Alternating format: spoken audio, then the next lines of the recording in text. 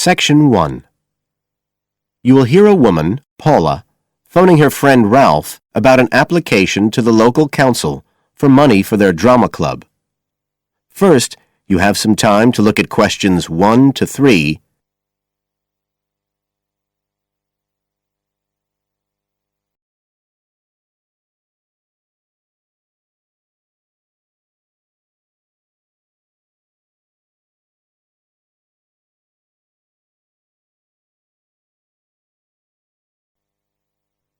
Now we shall begin. You should answer the questions as you listen, because you will not hear the recording a second time. Listen carefully and answer questions 1 to 3.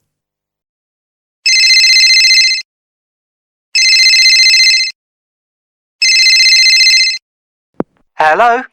Ralph, it's Paula. Hi. You know I told you we could apply to the local council for money for our drama club? I've got the application form here, but we need to get it back to them by the end of the week. I could send it on to you. You really ought to fill it in as president of the club, but I don't know if it'll get to you in time. Well, you're the secretary, so I expect it's okay if you fill it in. Yeah, but I'd really like to check it together. Right, that's fine. Like, the first part asks for the main contact person. Can I put you there? Sure. Right, so that's Ralph Pearson. Oh, and then I need your contact address. So that's 203 South Road, isn't it? No, 230. Oh, sorry, I always get that wrong. Then it's Drayton.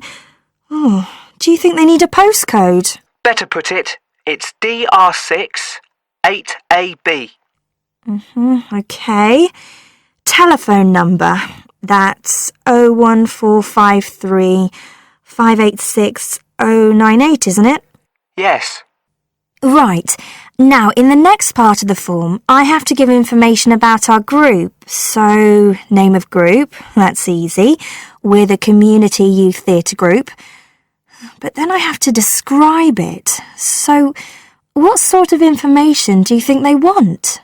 Well, they need to know we're amateurs, not professional actors. And how many members we've got. What's that at present, 20? 18. And should we put in the age range? That's 13 to 22? No, I don't think we need to. But we'd better put a bit about what we actually do. Something like members take part in drama activities. Activities and workshops? OK. Right. That's all for that section, I think. You now have some time to look at questions 4 to 10 on page 66.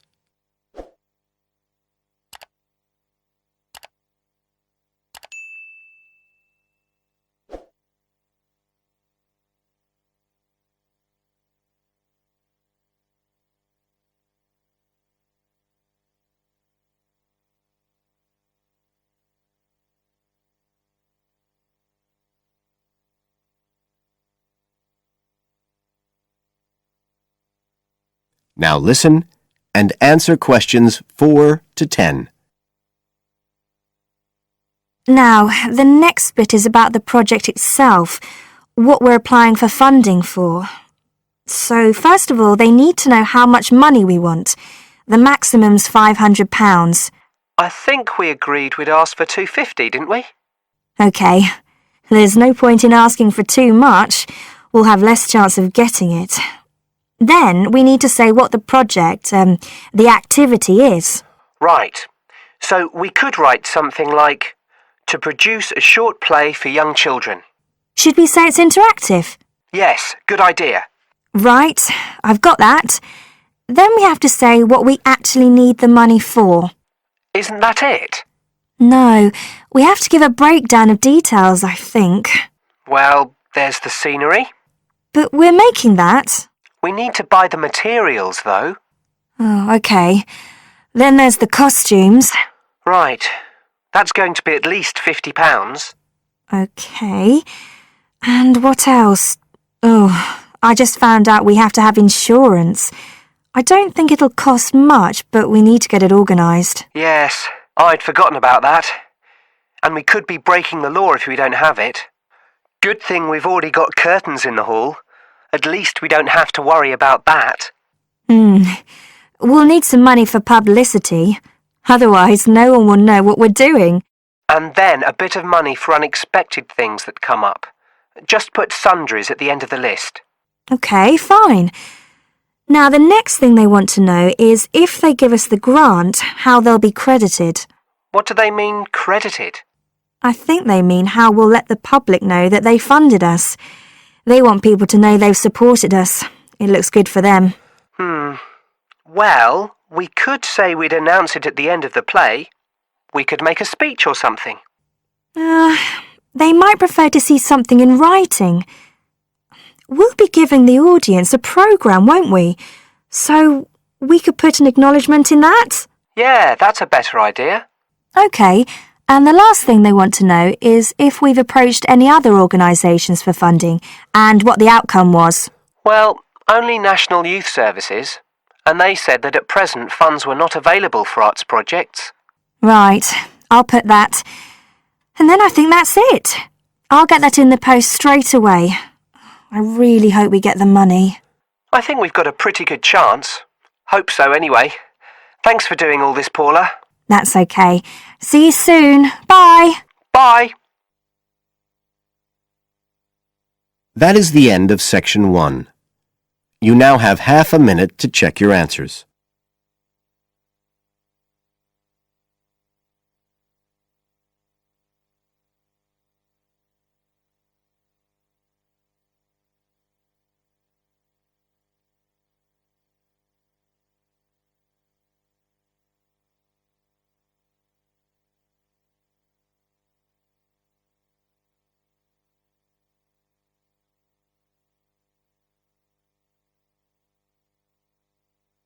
Now turn to Section 2.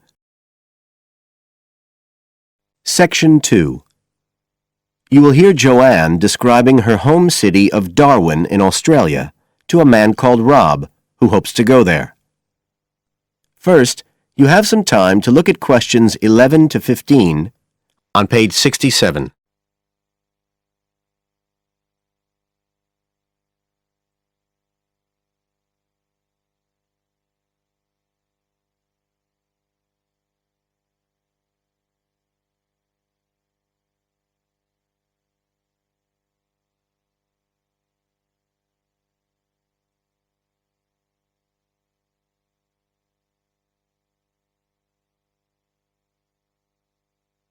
Now listen carefully and answer questions 11 to 15. Joanne? Hi, you must be Rob. Nice to meet you. So, I hear you're planning to visit Australia. Yeah, and I really wanted to talk to you because I was thinking of spending some time in Darwin, and my sister told me you're from there. That's right. So, tell me about it. Well, where shall I start? Well, Darwin's in what they call the top end because it's right up at the northern end of Australia, and it's quite different from the rest of Australia in terms of cultural influences. In fact, it's nearer to Jakarta in Indonesia than it is to Sydney, so you get a very strong Asian influence there. That means we get lots of tourists. People from other parts of Australia are attracted by this sort of international cosmopolitan image. And as well as that, we've got the same laid-back atmosphere you get all over Australia, probably more so, if anything, because of the climate. But what a lot of the tourists don't realise until they get there is that the city's also got a very young population. The average age is just 29, and this makes the whole place very buzzy. Some people think that there might not be that much going on as far as art and music and dancing and so on are concerned because it's so remote. I mean, we don't really get things like theatre and opera in the same way as cities down in the south like Sydney, for example, because of the transport expenses. But in fact, what happens is that we just do it ourselves. Lots of people play music, classical as well as pop, and there are things like artists groups and writers groups and dance classes. Everyone does something. We don't just sit and watch other people. You said it's very international? Yeah, they say there's over 70 different nationalities in Darwin. For instance, there's been a Chinese population there for over 100 years. We've even got a Chinese temple. It was built way back in 1887, but when a very bad storm, a cyclone in fact, hit Darwin in the 1970s, it was almost completely destroyed.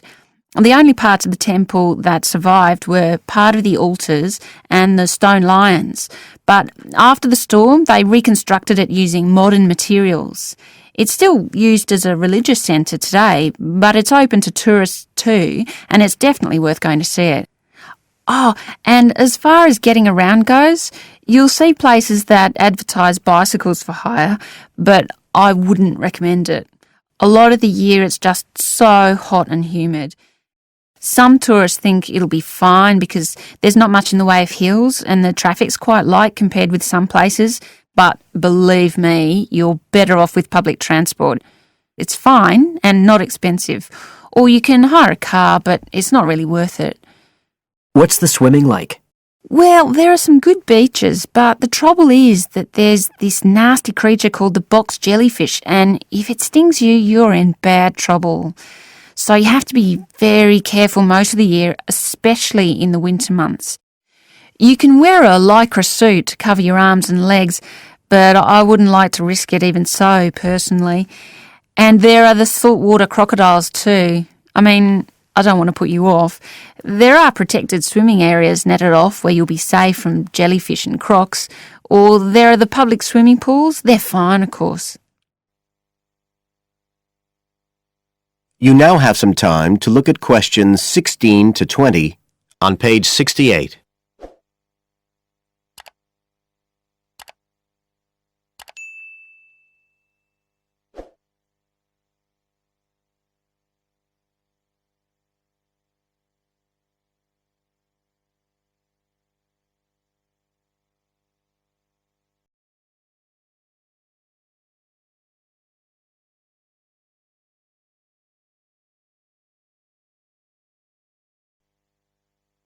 Now listen and answer questions 16 to 20. So, which places would you specially recommend? Well, one of the most popular attractions is called Aquascene.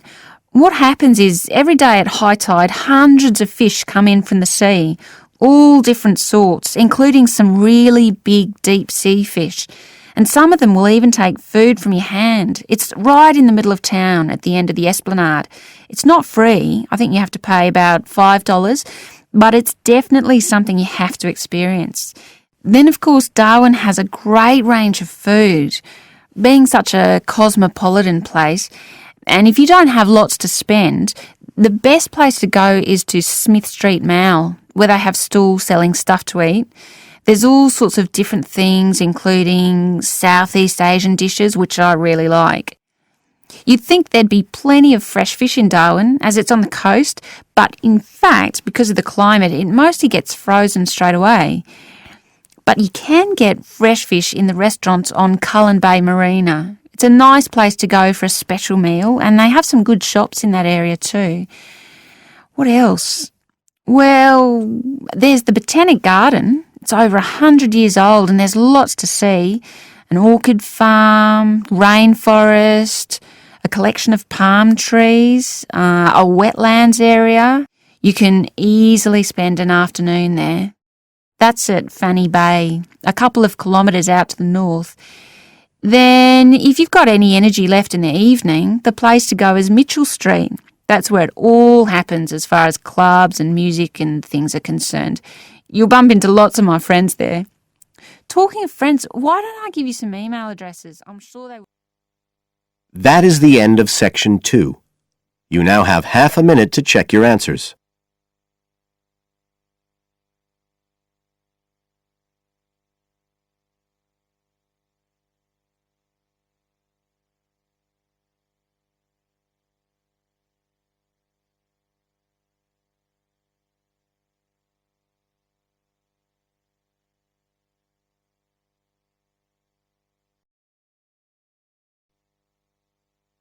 Now turn to section 3. Section 3. You will hear two university students, Phil and Stella, talking to their tutor about their research project. First, you have some time to look at questions 21 to 27 on pages 69 and 70.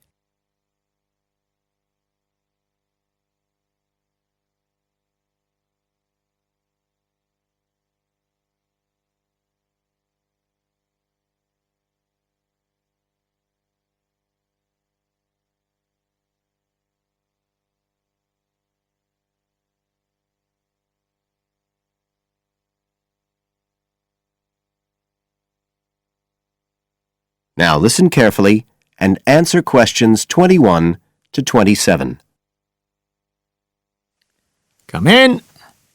Ah, yes, Stella. Is Phil there too? Mm-hmm. Good. Come on in.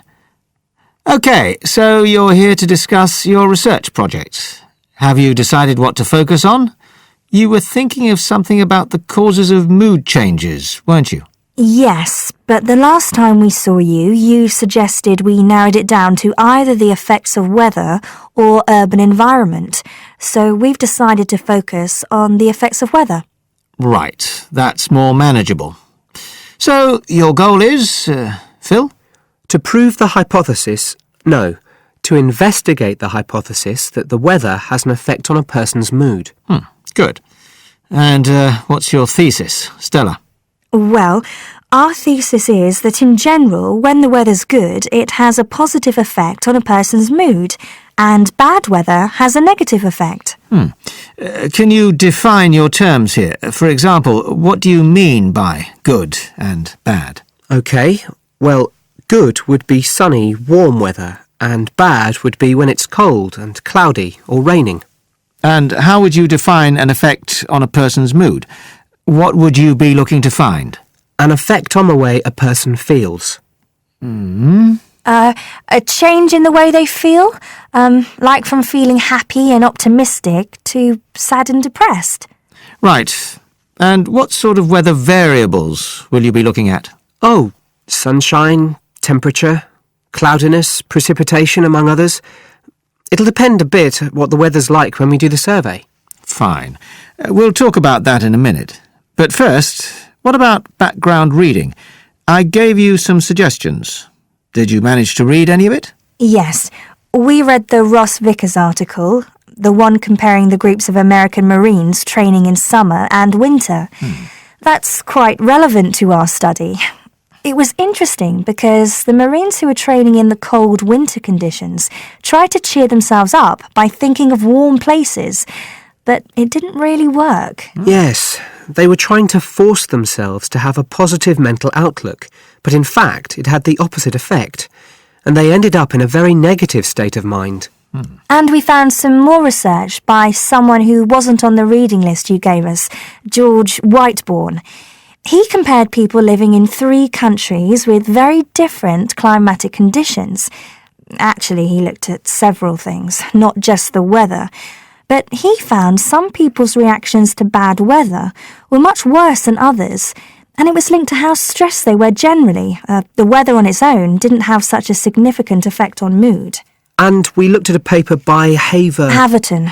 Yeah, he broke weather up into about 15 or 16 categories and did qualitative and quantitative research. He found that humans respond to conditions in the weather with immediate responses, such as fear or amazement. But these responses can also be linked to associations from their earlier life, such as a particular happy or sad event. Did you have a look at Stanfield's work? Yes. It was interesting because the type of questions he asked was similar to what we were planning to use in our survey. Yes. He asked people how they were feeling on days with good and bad weather. He found the biggest factors seemed to be the humidity. Moods were most negative on days with a lot of rainfall. Long periods without sunshine had some effect, but nothing like as much. That could be quite a useful model for your project. Yes, we thought so too. Although we can't continue our survey for as long as he did. He did his over a 6-month period. You now have some time to look at questions 28 to 30 on page 70.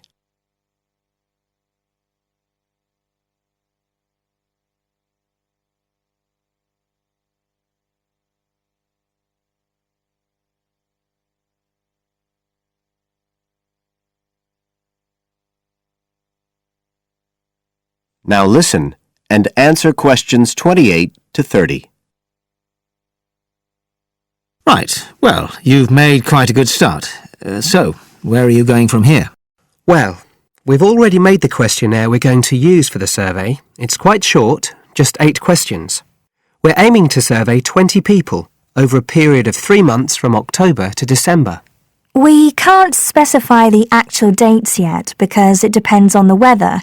We want to do the survey on days with a range of different weather conditions.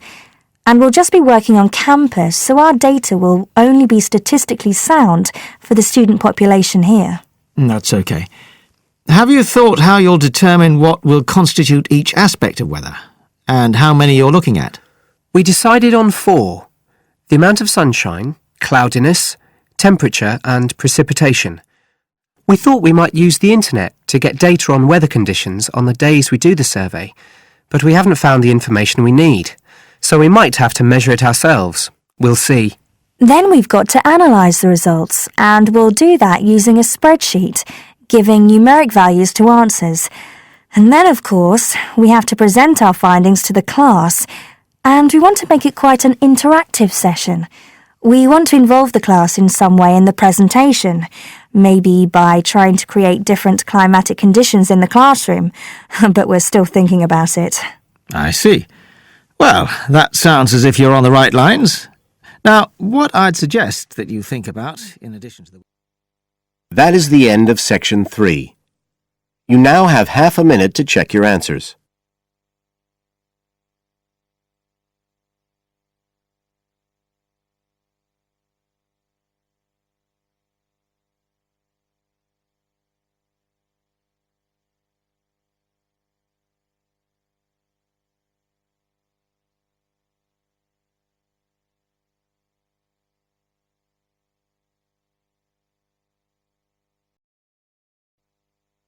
Now turn to Section 4. Section 4. You will hear a lecturer in education talking about some experiments done in the USA to investigate the effects of reducing class sizes. First, you have some time to look at questions 31 to 40 on pages 71 and 72.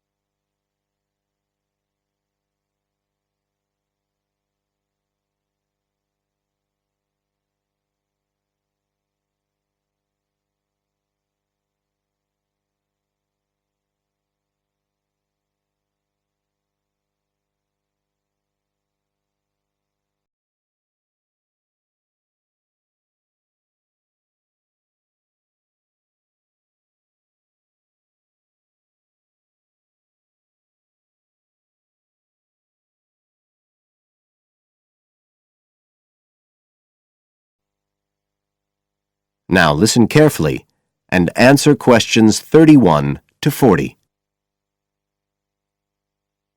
All over the world, there are passionate arguments going on about how educational systems can be improved.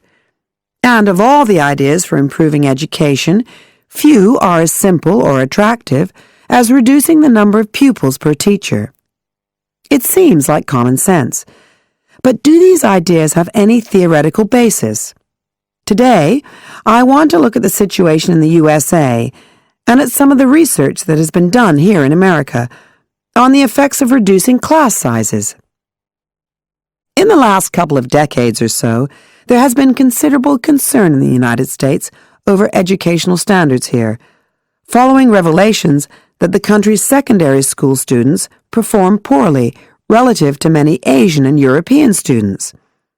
In addition, statistics have shown that students in the nation's lower-income schools in the urban areas have achievement levels far below those of middle-class and upper-middle-class schools. So would reducing class sizes solve these problems? Well, we have to remember that it does have one obvious drawback. It's expensive. It requires more teachers and possibly more classrooms, equipment, and so on. On the other hand, If smaller classes really do work, the eventual economic benefits could be huge. Better education would mean that workers did their jobs more efficiently, saving the country millions of dollars. It would also mean that people were better informed about their health, bringing savings in things like medical costs and days off sick. So what reliable information do we have about the effects of reducing class sizes? There's plenty of anecdotal evidence about the effect on students' behavior, but what reliable evidence do we have for this?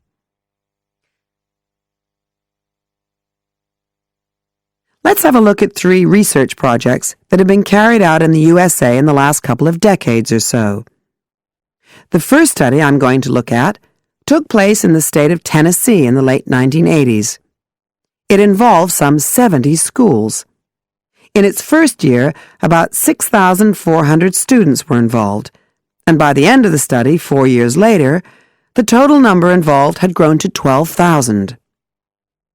What happened was that students entering kindergarten were randomly assigned to either small classes of 13 to 17 students or regular-sized classes of 22 to 26.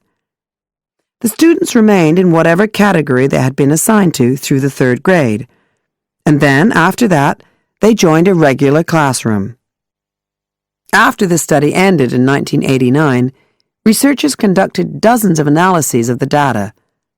Researchers agree that there was significant benefit for students in attending smaller classes, and it also appears that the beneficial effect was stronger for minority students. However, there's no agreement on the implications of this. We still don't know the answer to questions like how long students have to be in smaller classes to get a benefit, and how big that benefit is, for example. The second project was much larger and took place in California. Like the Tennessee study, it focused on students from kindergarten through to grade 3, but in this case, all schools throughout the state were involved. The experiment is still continuing, but results have been very inconclusive, with very little improvement noted. And the project has, in fact, also had several negative aspects. It meant an increased demand for teachers in almost all California districts.